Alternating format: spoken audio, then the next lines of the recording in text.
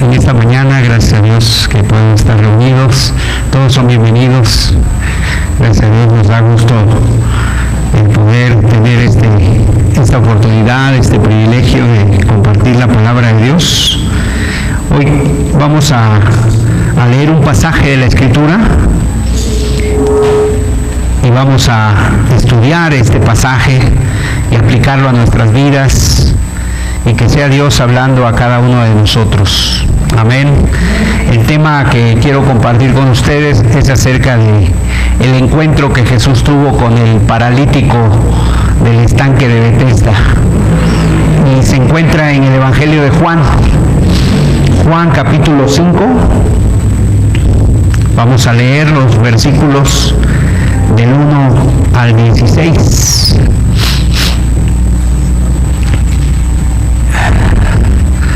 La verdad es que yo no sé si alguno de los presentes en algún momento de su vida se ha lastimado, ya sea una mano, un pie. Yo hace poco, un par de meses tal vez, tuve una contractura aquí muscular en la parte del tórax, las costillas. Y la verdad es muy incómodo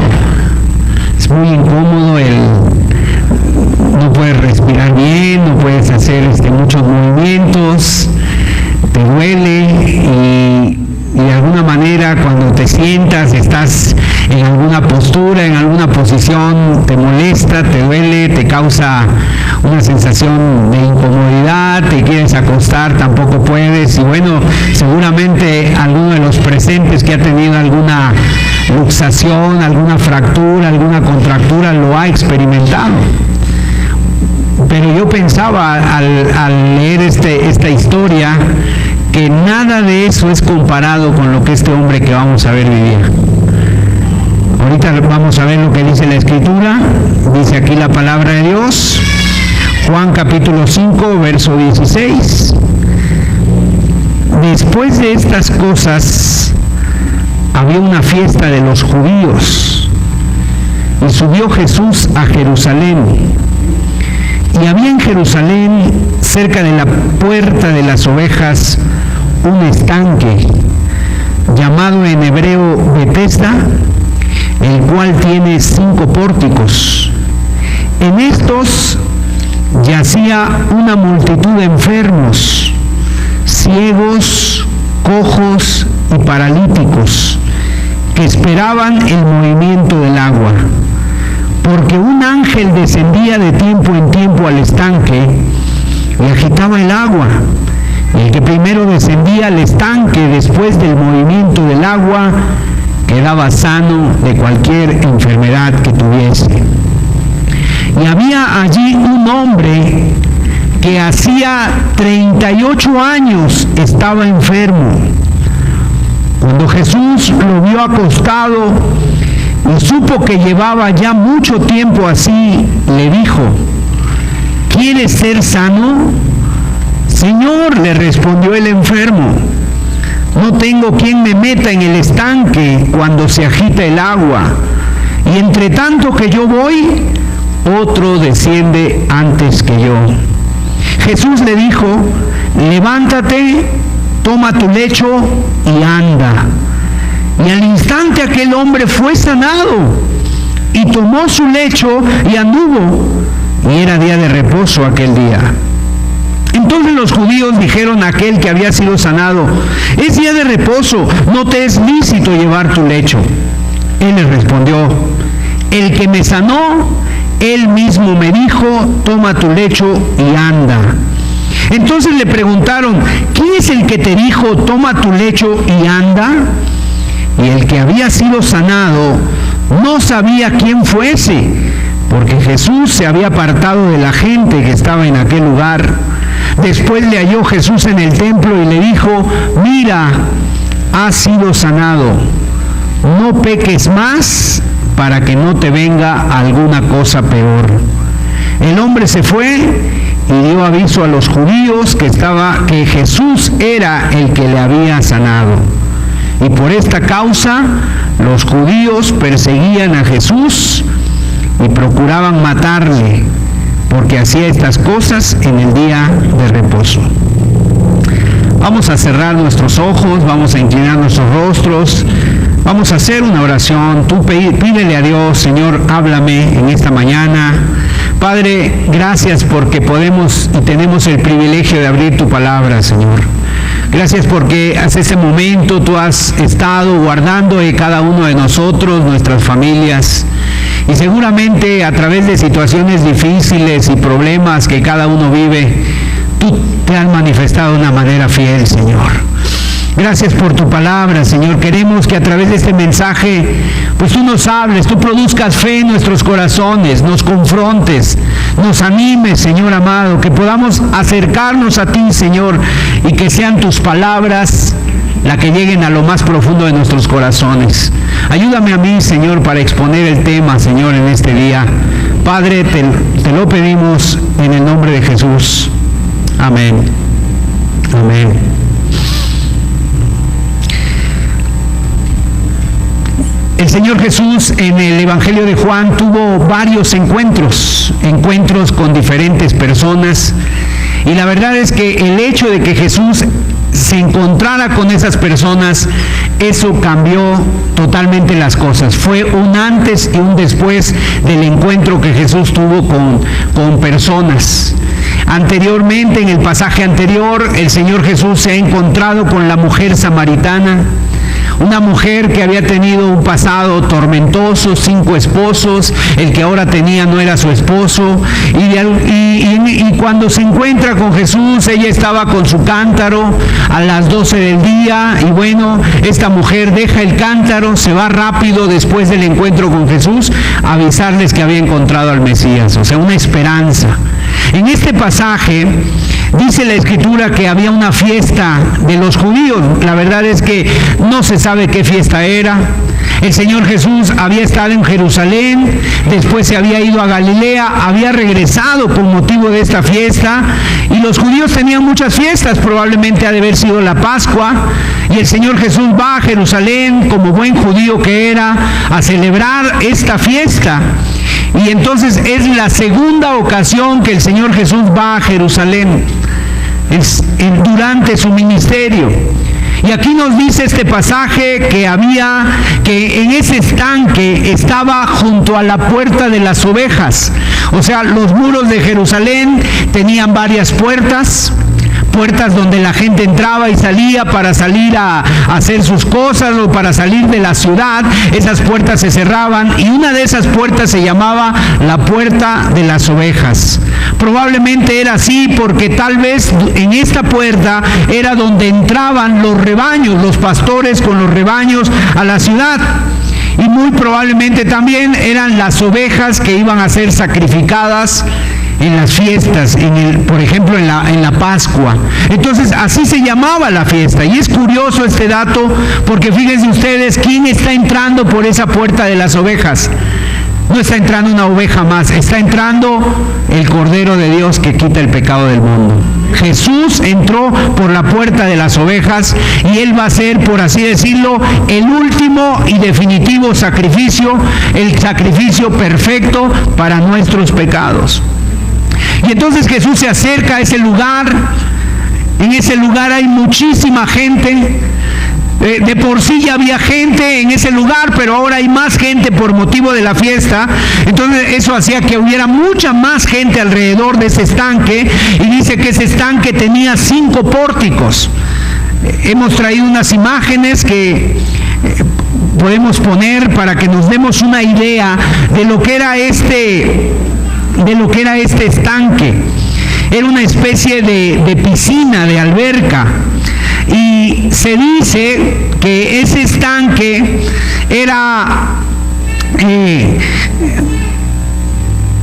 había un río subterráneo que fluía y llenaba ese estanque, y de vez en cuando, de tiempo en tiempo, dice el verso 4, de tiempo en tiempo el estanque de agua se agitaba el agua del estanque, y dice que el primero que descendía de toda la gran cantidad de personas que estaban ahí enfermas alrededor del estanque, el primero que se metía quedaba sano de cualquier enfermedad que tuviese.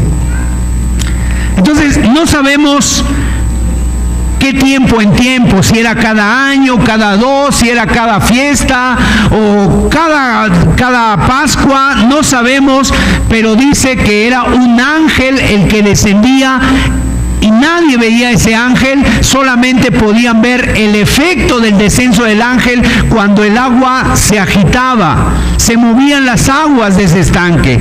Entonces era algo que no se sabe si era, Jesús no hace ninguna alusión a eso, no se sabe si era esto de parte de Dios, no se sabe, o sea, tampoco el Señor ni habló a favor ni habló en contra del estanque, es más, no hizo ninguna referencia.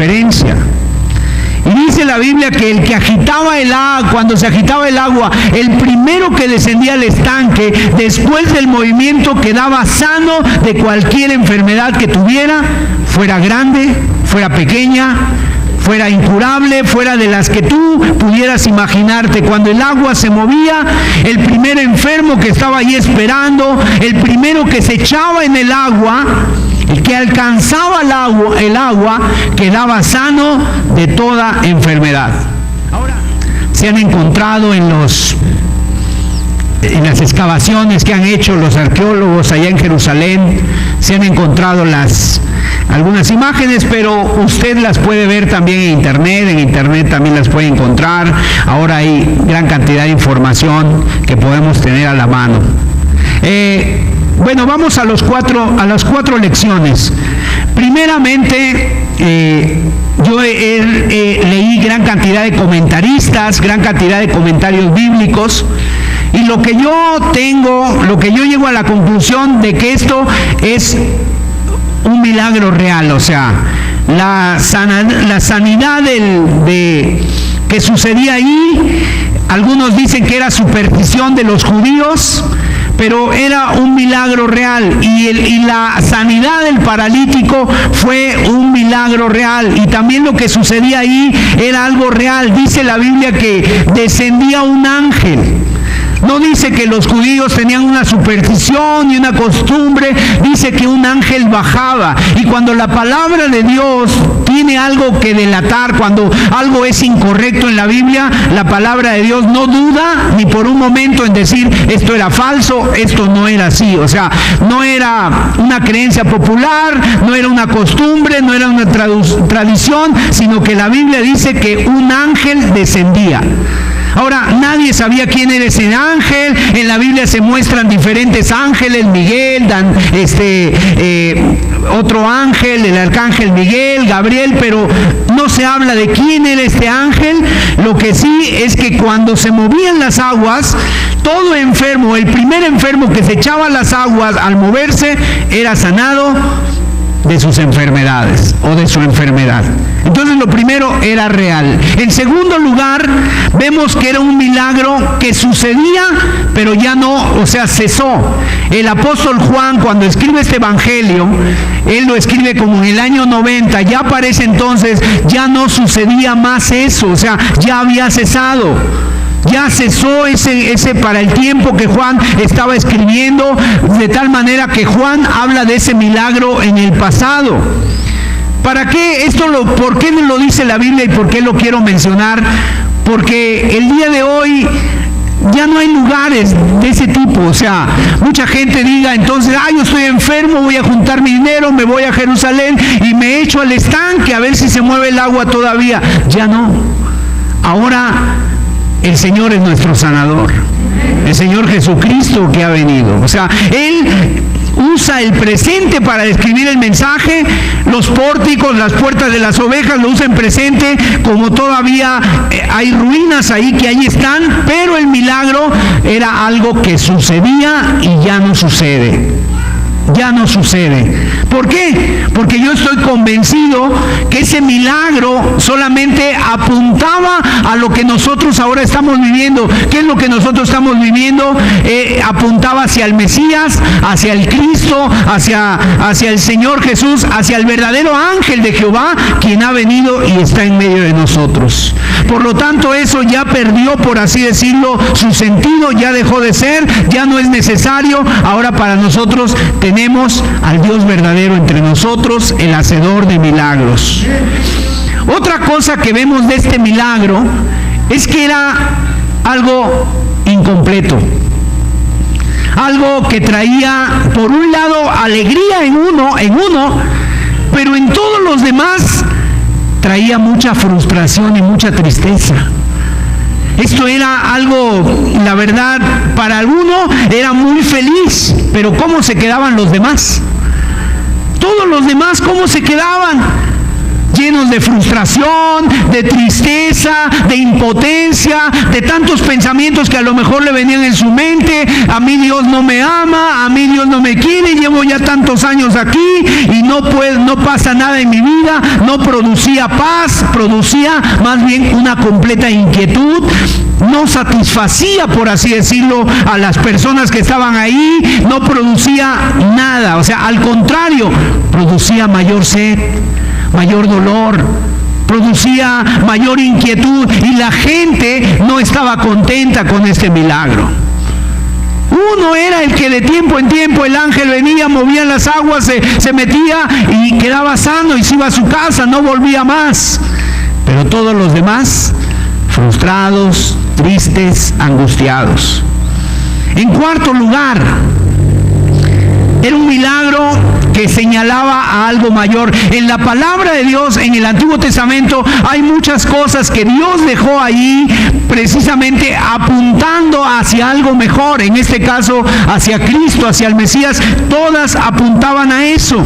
Y precisamente este milagro también apuntaba a algo mucho más precioso que iba a venir, el cual es el Mesías y el cual ya para nosotros se ha cumplido y Él está en medio de nosotros, el Cristo Jesús. O sea, era la sombra de ese pórtico, ahí había gran cantidad de gente de todo tipo. Mire, yo no sé si ustedes puedan imaginarse la escena, yo me imagino la escena. No hay fotos de aquel entonces, pero tú te lo puedes imaginar. Eso parecía un campo de batalla. Parecía de esas imágenes de guerra donde ha caído granadas y de repente hay cuerpos o hay personas tiradas, ciegos, cojos, paralíticos, mancos. Hay personas ahí que les falta alguna extremidad, tirados por todas partes. Y ahí estaban, alrededor de esas escaleras o alrededor de ese lugar que estaba ahí. Unos no sabían ni cómo avanzar, otros, o sea, si tú pasabas por ahí, a lo mejor tenías que ir brincando para sortear los cuerpos de las personas sin pisar a alguien. Todos estaban esperando ese momento. Y como suele suceder, algunos estaban acompañados de sus familiares.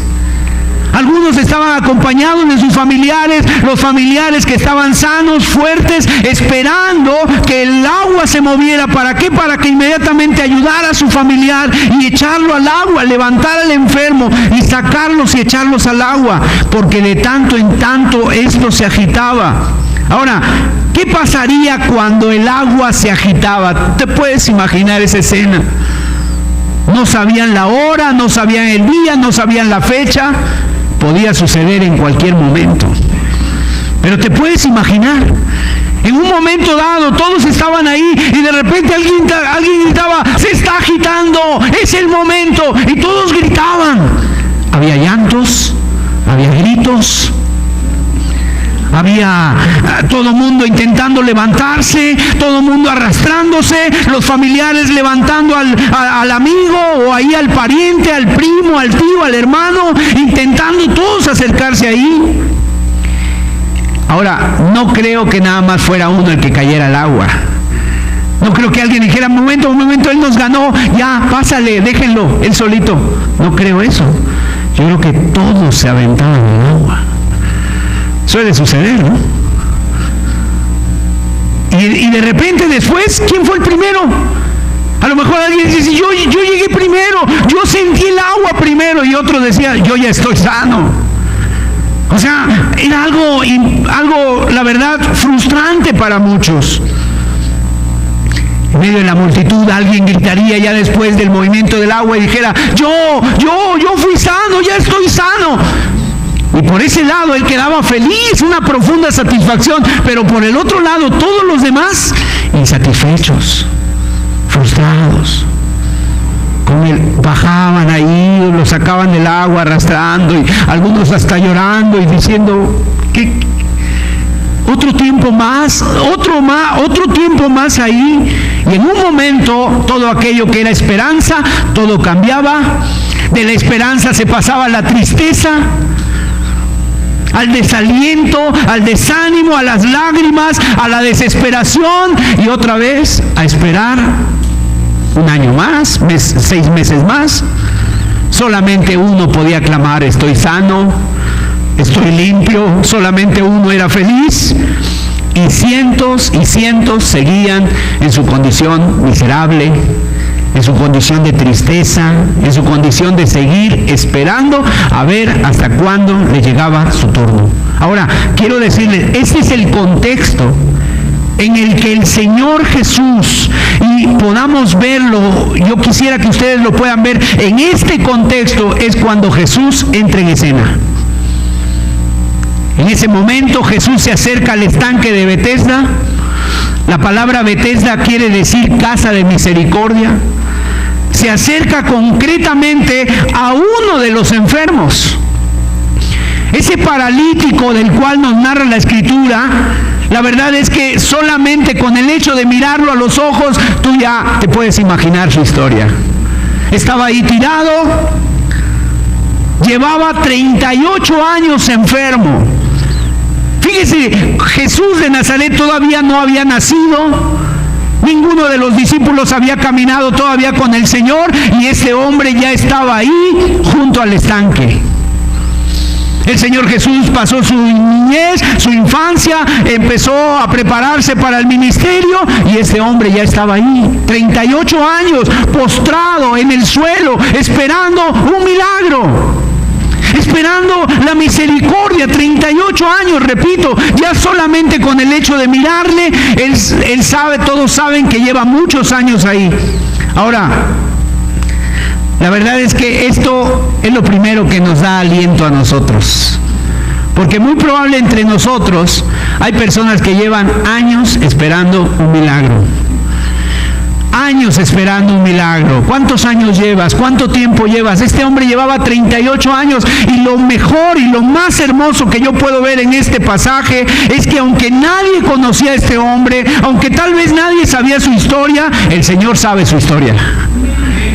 El Señor lleva la cuenta de cuántos años tú estás esperando. Has estado orando por una situación, por que la situación cambie en tu familia. Has estado orando porque cambie el esposo, la esposa, o los hijos se conviertan. Has estado orando. Bueno, Dios tiene la cuenta del tiempo que tú llevas esperando. Del tiempo que llevas orando, del tiempo que llevas suplicando. El Señor también lleva la cuenta. A este hombre, 38 años, nadie lo conocía, pero el Señor lo conocía y se acercó a él. Y sabes, él ni siquiera sabía que el Señor se estaba acercando a él. Y tal vez tú estés así hoy, bueno, yo vine aquí, me trajeron. Pero el Señor sabe tu necesidad. Y tal vez hoy sea el día en que Dios pueda hacer el milagro en tu vida. Es curioso también que en ese contexto, junto al estanque de Betesda, que significa eso, casa de misericordia, fíjate nada más la contradicción y la paradoja. Este hombre no sabía lo que era la misericordia. ¿Cuántas gentes van a la iglesia y no saben lo que es la gracia de Dios? ¿Cuánta gente ha ido a la iglesia muchos años y no conocen a Cristo y no conocen al dador de la misericordia? Este hombre estaba así, no la había gustado, no la había probado, no sabía de qué estaba hablando, no podía caminar, estaba postrado, estaba echado, estaba tirado, sus piernas no le funcionaban, no podía dar ni un solo paso y llevaba así 38 años en esa situación. ¿Cómo tener misericordia de él? Mire, aunque sus piernas comenzaran a funcionar, yo creo que si hay aquí entre nosotros hermanos médicos, ¿verdad? ¿Qué pasa con una persona que no ha caminado durante 38 años? Se atrofian los músculos, ¿no? Esos nervios, esos tendones, 38 años quietos, así atrofiados, secos. O sea que no solamente no tenía misericordia nadie de él, sino que además los más allegados a él no tenían misericordia de él. Me llama la atención que este hombre, dice la Biblia, está solo. Y eso pasa muy comúnmente, ¿no? Cuando una persona recién enferma, a nosotros nos tocaba ir a los hospitales en varias ocasiones. Los hermanos tenían los ministerios de llevar comida al hospital y llevaban, y veíamos gran cantidad de personas. Y sucede algo, mire, nos dábamos cuenta que cuando había algún accidente, alguna persona estaba enferma, llegaba toda la familia de diferentes lugares a visitarlo, 10, 15, 20 personas peleándose por el pase para ver quién podía pasar a verlo. Pero al pasar las semanas o los meses de enfermedad, a veces el enfermo se quedaba solo. No había quien le visitara. Oye, ¿quién le da de comer a esta persona? ¿Quién lo visita? A veces solamente una persona por ahí, tal vez la esposa, visitando, esperando noticias del esposo, esperando noticias de cómo estuviera su situación. Bueno, aquí a este hombre, ¿dónde estaba su familia? ¿Dónde están sus amigos? ¿Dónde está la gente? Dice el versículo 7.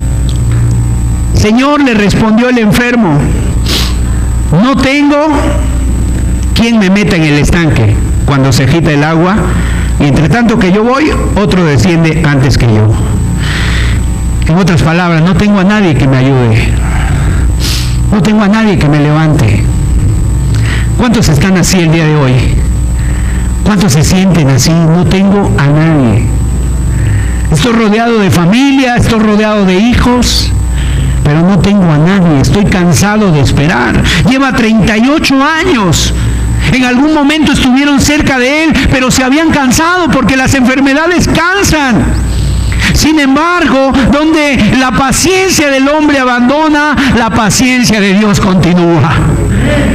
El Señor sabe esa necesidad. O sea, ni siquiera la gente religiosa de su tiempo había tenido misericordia de él. No había nadie que por caridad se acercara. No había algún grupo ahí, ¿verdad? Alguna asociación, algún tipo de la Cruz Roja. No había nadie. Los fariseos que tanto hablaban de Dios y tanto se llenaban la boca de Dios, ellos tampoco se acercaban. O sea, en otras palabras, no tenía esperanza de la amabilidad de aquellos que estaban como él. Sería por lo menos una gentileza que alguien le preguntara, oye, ¿cuántos años llevas? 38 años. Sería una gentileza que alguien le dijera, oye, este ya lleva 38 años, hace una reunión en el estanque y le dice a todos, ¿saben qué? Esperen un momento, la próxima vez que se mueva el agua, este hombre lleva 38 años, creo que ya le toca. Pero eso no sucedía. Todos querían ser el primero. Todos querían estar por encima de él, todos querían estar adelante. O sea, ¿qué les parece si le dejamos a él esta vez? Cuando el estanque se mueva, lo llevamos, lo ayudamos, ¿verdad? Sería ridículo pensar en eso. Eso no sucedía. No había gentileza, no había misericordia. El paralítico de Betesda, el estanque de Betesda, que significa misericordia, no sabe lo que es la misericordia. Y así parece una contradicción el día de hoy, pero hay muchos lugares que así se llaman príncipe de paz y nadie tiene paz ahí.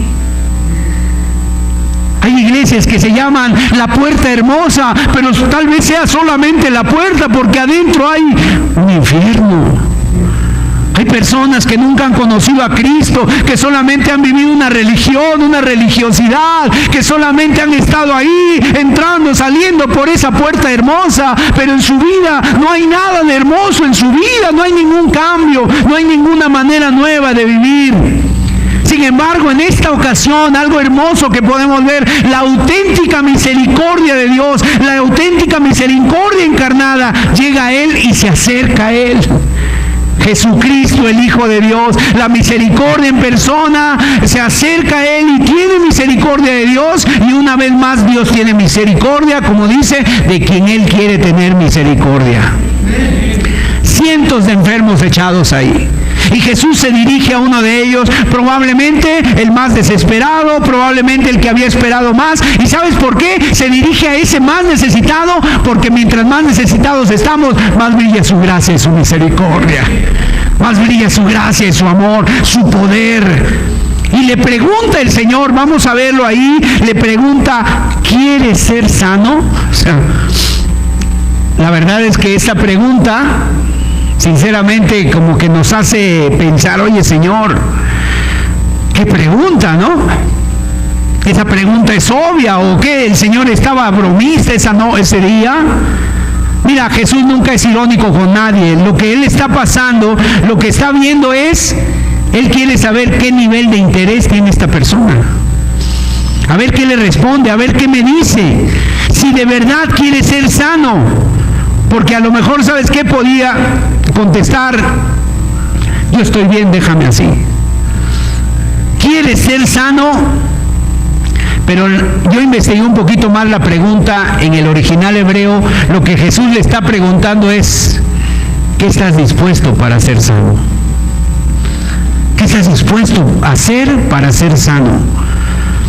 Y obviamente aquí no está hablando ni de dinero, ni de medicina, ni de médicos. Aquí está hablando de actitud.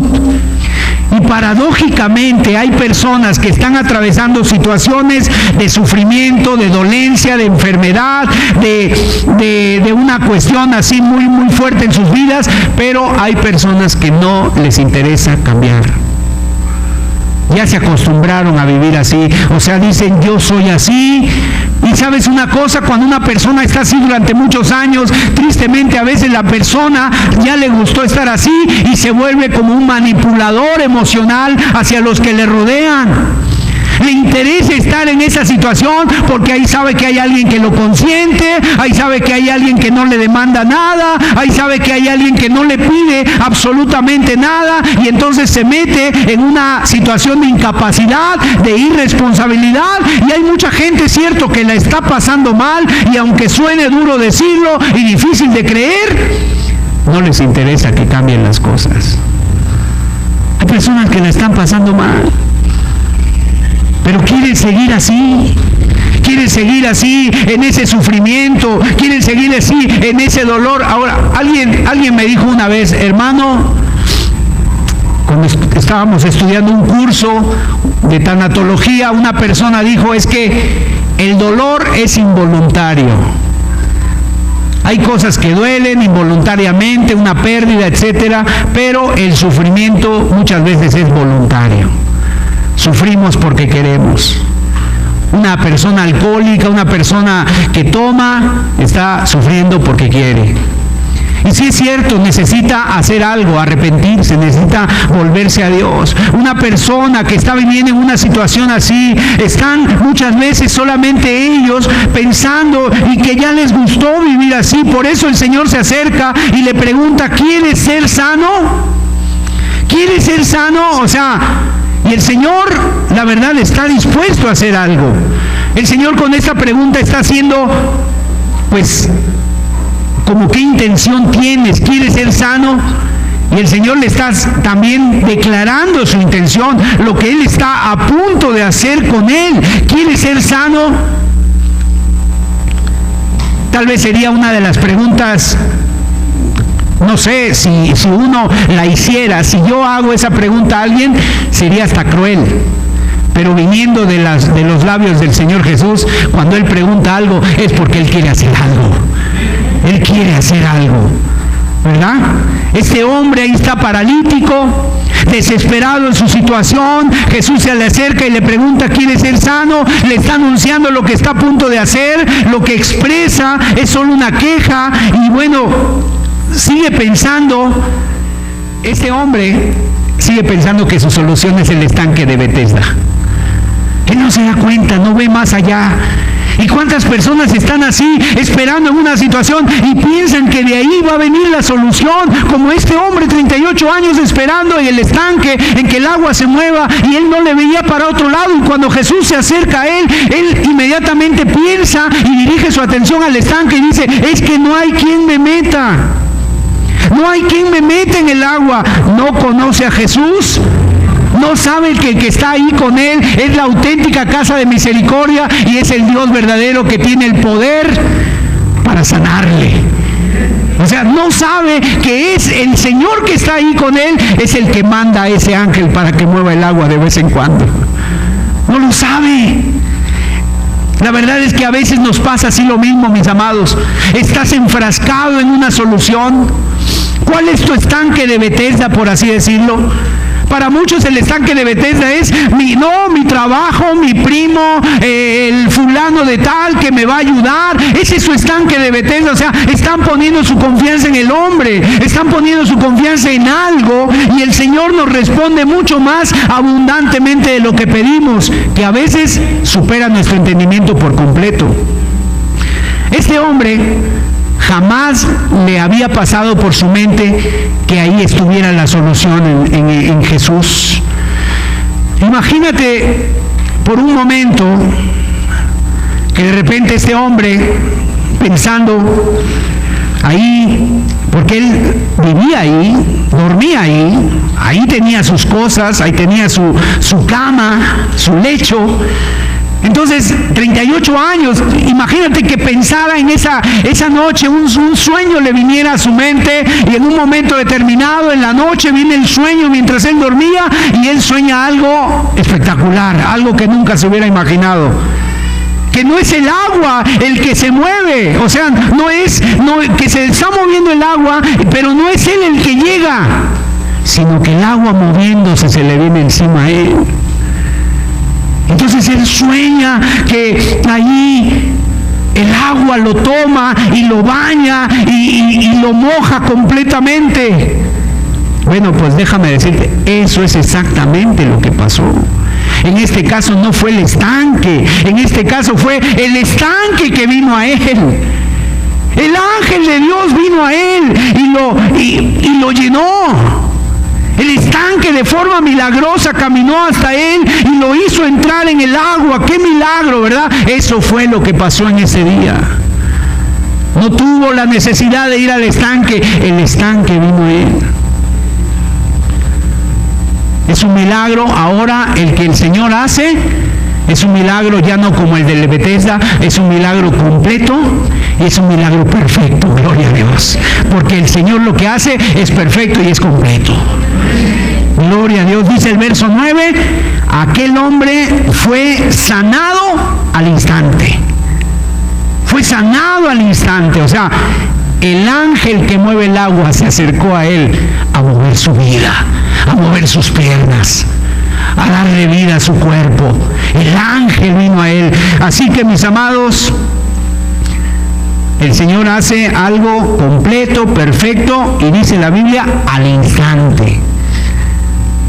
Cuidado con ese tipo de milagros que te dicen, pues hoy vamos a empezar la liberación contigo, ven dentro de 8 días, y así hacen en muchas iglesias, y también hacen así los espiritistas y los brujos y todo ese tipo de personas que muchas veces solamente quieren limpiar las bolsas de las personas y le están pide y pide dinero. El Señor Jesús lo que hace es un instante. En un instante. Mire, no necesitó muletas, no necesitó 20 sesiones de fisioterapia, se levantó y anduvo, gloria a Dios. Un milagro completo y perfecto. ¿Por qué? Porque el que estaba ahí es el Verbo hecho carne, es el Hijo de Dios, es aquel que creó los cielos y la tierra con su palabra, y que con su palabra también le dio vida a esas piernas secas. Es el Hijo de Dios, es el Dios verdadero, y ahora este hombre le dice al que no puede levantarse, levántate. Y aquellos músculos, ¿sabes qué pasa? Respetan la voz, respetan el tono de autoridad, los tendones cobran vida, los cuerpos, los huesos se ponen rígidos, se ponen fuertes, los nervios son restaurados, los músculos son fortalecidos, los huesos se endurecen, y este hombre se pone derecho, y ahora agarra sus cosas y se va. Es un milagro auténtico del Señor Jesucristo, porque Él es el creador de todas las cosas. ¿Y saben qué pasó? Dice la Biblia que este hombre perdió de vista a Jesús. Jesús siguió, este hombre agarra su lecho y se va. Mire, pero aquí viene lo peligroso del pasaje. Vamos a leer el versículo 10. Entonces los judíos dijeron a aquel que había sido sanado: es día de reposo, no te es lícito llevar tu lecho. Él le respondió: el que me sanó, él mismo me dijo, toma tu lecho y anda. Ay, aquí está el problema. Resulta que el día que fue sanado era día de reposo, era el Shabbat. Y el Señor hizo este milagro otra vez en día de reposo.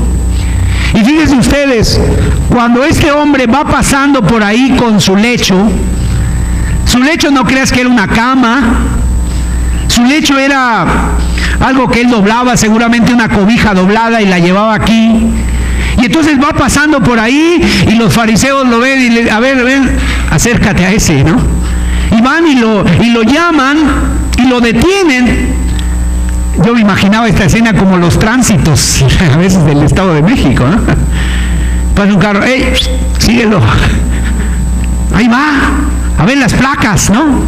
Traes licencia, a ver qué pasa. Así me imagino. Y le preguntan: oye, a ver, ¿por qué llevas tu lecho en el día de reposo? ¿Sabes que en el día de reposo no se puede trabajar? ¿Sabes que en el día de reposo no se pueden hacer mudanzas? ¿Sabes que en el día de reposo no se puede llevar carga? Y el hombre le responde: bueno, es que el que me sanó, él mismo me dijo, toma tu lecho y anda. El que me sanó es el que me dijo, toma tu lecho.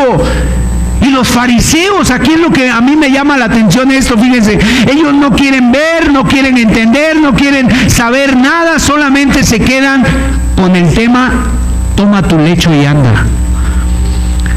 O sea, él acaba de decirles, el que me sanó.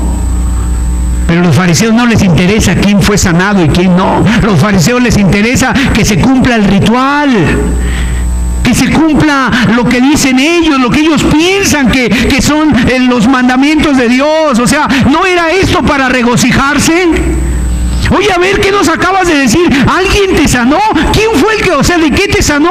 Y a lo mejor ahí hubieran visto a Dios, a lo mejor ahí hubieran visto el cumplimiento del Mesías, porque dice Isaías que cuando viniera el Mesías, los ciegos verían, los cojos andarían, los sordos oirían, y a los pobres les es anunciado el Evangelio. O sea, ellos hubieran visto ahí la manifestación de Dios de una de las profecías cumpliéndose en Jesús, pero a ellos no les interesa saber nada de Jesús. Ellos lo que quieren es que nadie transgreda lo que ellos piensan que es.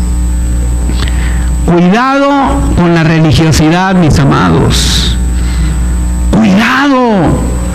La religiosidad es algo de lo más peligroso. Cuidado con el fariseísmo. Ellos solamente nunca vieron la sanidad, no vieron el milagro. Ellos vieron que estaban infringiendo el sábado. Y dice, ¿cómo? Y aún te ha dicho que infrinjas el sábado, entonces dinos quién es. O sea, ve las malas intenciones. como la Inquisición. Nadie te puede decir que tomes tu lecho y llevarlo cargando, danos su nombre. Versículo 13. El que había sido sanado no sabía quién fuese, porque Jesús se había apartado de la gente que estaba en aquel lugar. O sea, él dice, no sé cómo se llama. Esto es algo muy peligroso. Cuidados con el fariseísmo. ¿El fariseísmo qué es? El estar agarrados a una serie de normas muertas, frías, y no ser capaz de ver la gracia de Dios en tus hermanos. No puedes ver el poder de Dios en la iglesia, no puedes ver el poder de Dios en nadie. O sea, ¿por qué? Porque están tan ofuscados en cumplir sus normas y que otro las cumpla, porque así eran los fariseos.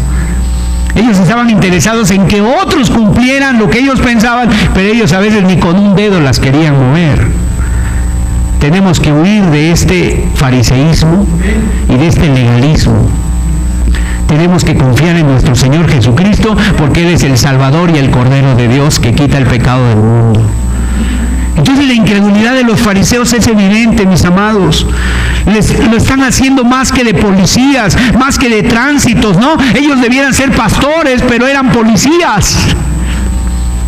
Sin misericordia. O sea, ellos debían de estar al pendiente de las almas, pero no estaban al pendiente de las almas.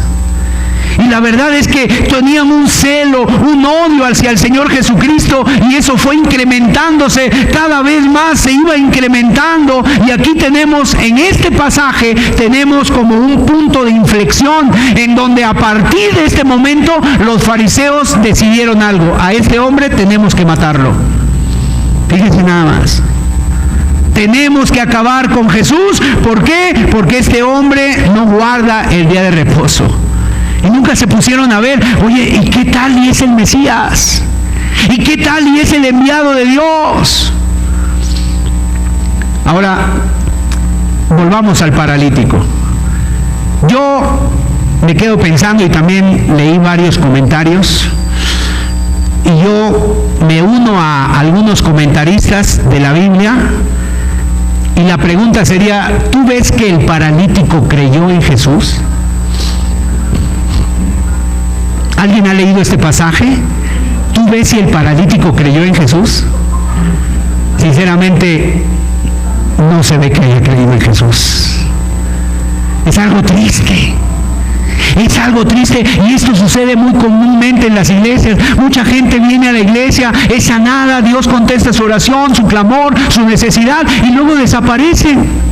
En una ocasión escuché a una mujer famosa en internet diciendo, oye, ¿tú por qué antes eras cristiana y ahora ya no eres cristiana? ¿Qué pasó? Bueno, es que cuando yo me acerqué a la iglesia, pues yo tenía una necesidad, estaba muy angustiada, deseaba matarme, deseaba suicidarme, pero fui a la iglesia, Dios me ayudó, me sanó, me liberó, y ya no necesito más.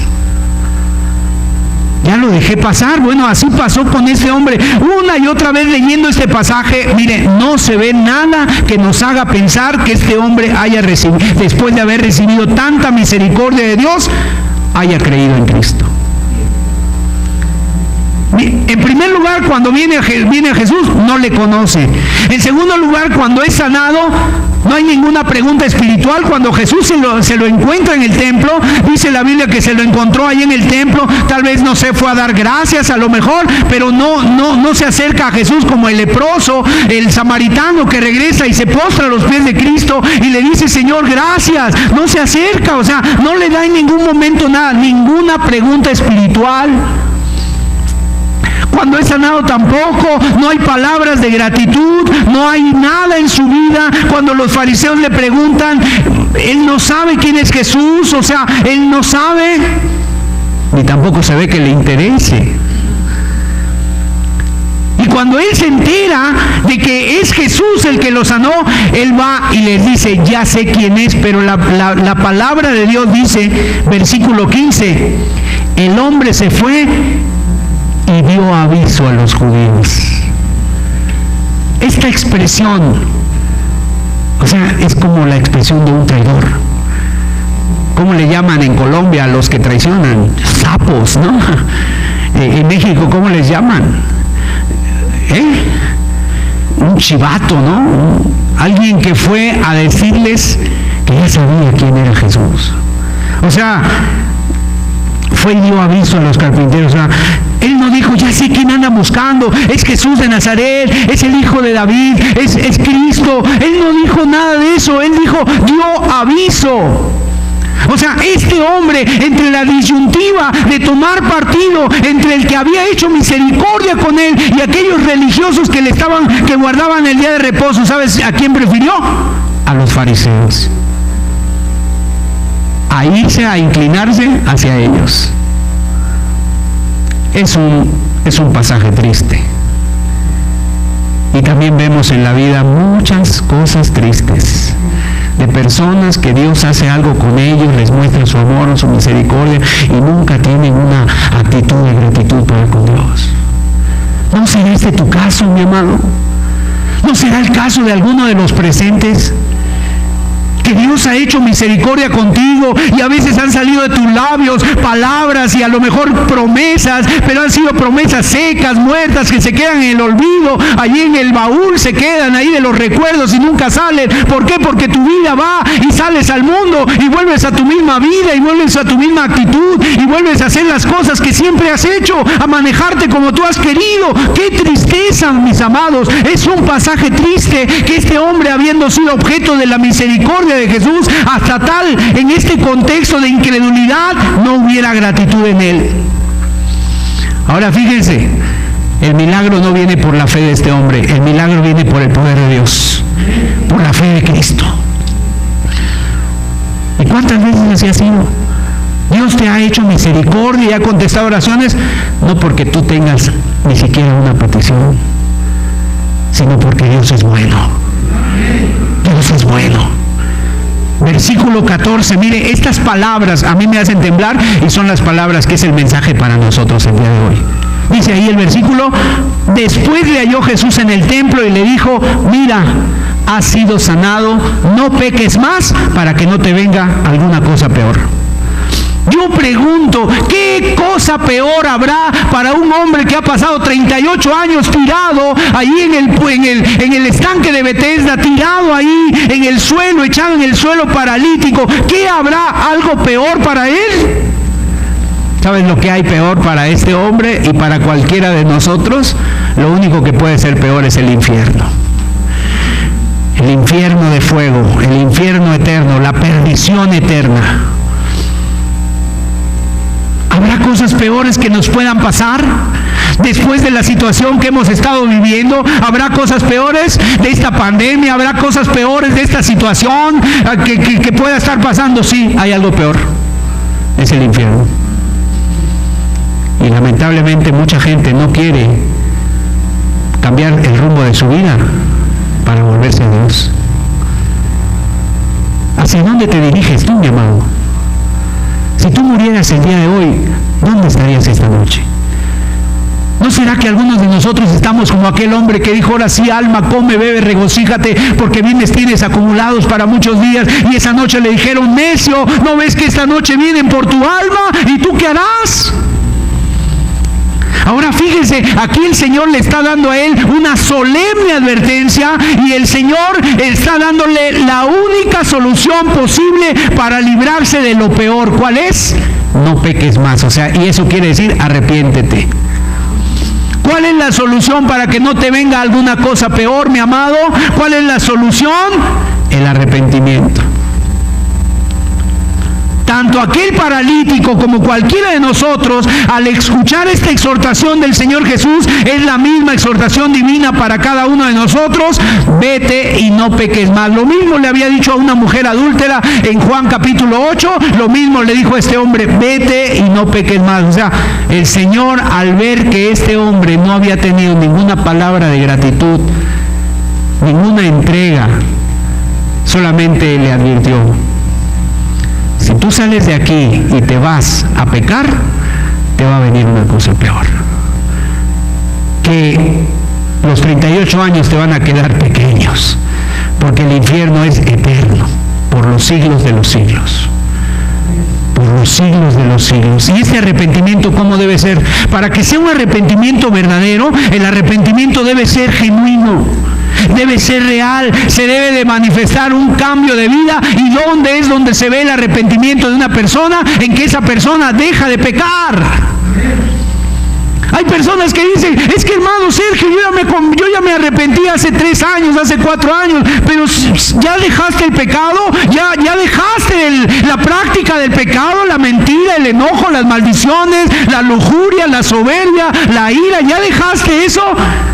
Pues no las has dejado, entonces no te has arrepentido de nada. Lo bueno que Dios no se arrepiente de haberte ayudado. Porque Dios ha hecho muchos favores y Él no se arrepiente de haberlo hecho. ¿Sabes por qué? Porque en el día del juicio Él va a decir, ninguno vamos a tener argumentos para decirle, Señor, es que conmigo no hiciste nada. ¿Cómo no, Señor? A usted yo le hice esto, y este favor y esta misericordia. Y tú vas a cerrar tu boca y vas a decir, sí es cierto, Señor, eres justo. Aleluya. Amados, el arrepentimiento Dios pide a esta persona.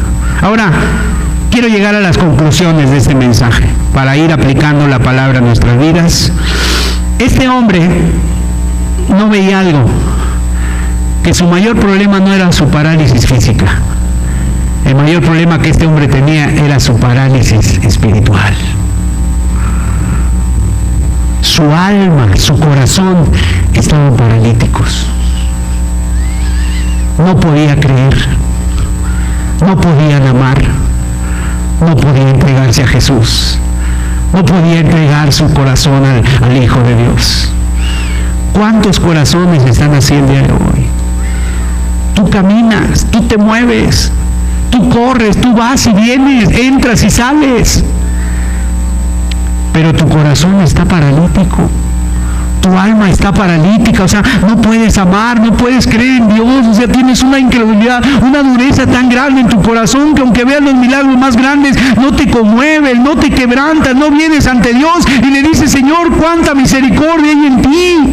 ¿Acaso habrá algo peor que el estar postrado en el suelo 38 años? Sí, la muerte espiritual, el fuego eterno, y es lo que le debería de preocupar a este hombre. Él estaba preocupado por su necesidad física, pero la preocupación más grande que él debería de tener era la necesidad de su alma.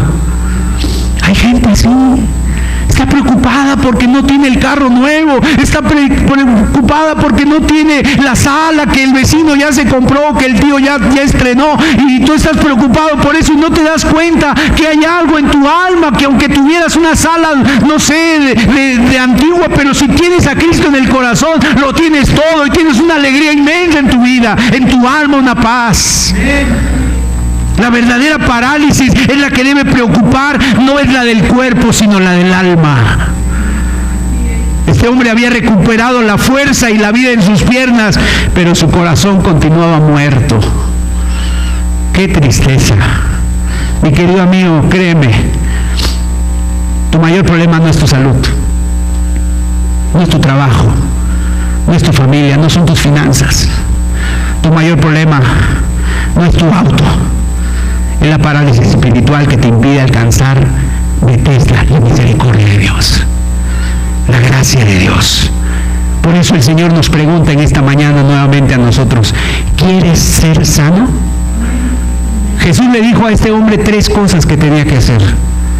Número 1, levántate, ¿verdad? O sea, levántate, ¿qué quiere decir?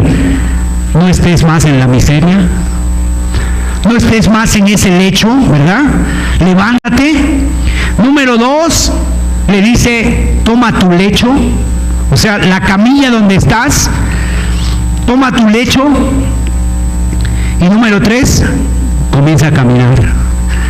Pero como te has encontrado con Cristo, tu caminar tiene que ser diferente. Si antes ibas al norte, si antes ibas al sur, ahora vas al norte. ¿Por qué? Porque vas a la misericordia y la gracia de Dios. 38 años, mis amados. Aquí el Señor Jesús a este hombre le dice eso: levántate, toma tu lecho, y lo mismo te dice a ti: ¿de dónde te tienes que levantar? ¿Dónde has estado? ¿En qué pecado has estado? ¿En qué vida tú has estado ahí detenido, paralizado? ¿Cuál es? ¿Es el alcohol? ¿Es la pornografía? ¿Es el adulterio? ¿Es el pecado de vanidad? ¿Cuál pecado es el que te ha dominado? Levántate, deja eso y deja de estar paralítico, dice el Señor. Levántate, toma fuerzas, toma tu lecho y anda, vuélvete a Dios de todo corazón. Y mis amados, así es la voz de Cristo. Y este levántate no es una sugerencia, es una orden. Levántate, levántate, levántate, mi amado. Así como Jesús llamó a Mateo y le dijo: sígueme, y Mateo al instante lo dejó todo y le siguió. ¿Habrá entre nosotros personas que tengan una actitud diferente al paralítico? Fíjese cómo el encuentro de Jesús con personas les cambió todo. Y a ese hombre también le cambió todo, pero tristemente sus caminos no cambiaron. Y no fue porque Jesús no quisiera, fue porque Él no quiso. ¿Cómo estás tú, mi amado? Y el Señor nos dice: levántate, comprométete. Así es la voz de Cristo, mi amado. Sigamos del mismo modo al Señor Jesucristo. Caminemos en fe, en obediencia, en santidad delante de Él. Aleluya. Pues que Dios les bendiga a todos. Terminamos la reunión, estamos para servirles, estamos despedidos.